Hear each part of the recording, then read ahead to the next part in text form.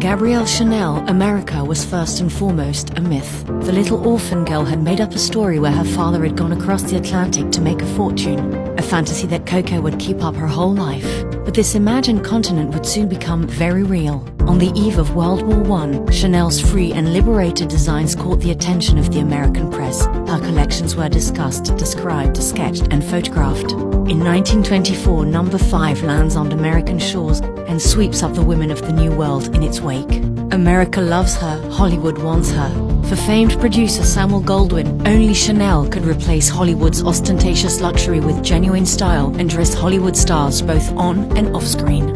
But Gabrielle plays coy. In 1931, she crosses the Atlantic for the first time aboard the ocean liner Europa. Like all other prospective adventure seekers, she sets foot on Ellis Island, accompanied by Mizia, an associate, 2 assistants, 3 maids, 2 models, 15 trunks, and 35 pieces of luggage. From New York, she boards a beautiful white train headed for the West Coast. Upon her arrival, she is greeted by celebrities such as Greta Garbo, there to welcome the incarnation of Parisian chic. Newspaper headlines for that day: 2 queens meet. Believing that luxury and simplicity should always go hand in hand, Gabrielle takes the era stars and transforms their bodies into Chanel silhouettes. Despite the economic depression, she has access to vast means with which she designs sumptuous creations for the likes of Barbara Weeks, Madge Evans, and Gloria Swanson. When Hollywood dismisses her looks as being too clean, Gabrielle Chanel chooses to not compromise and walks away.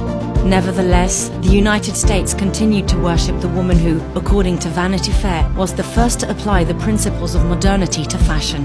Admiration, popularity, and support for her would never waver.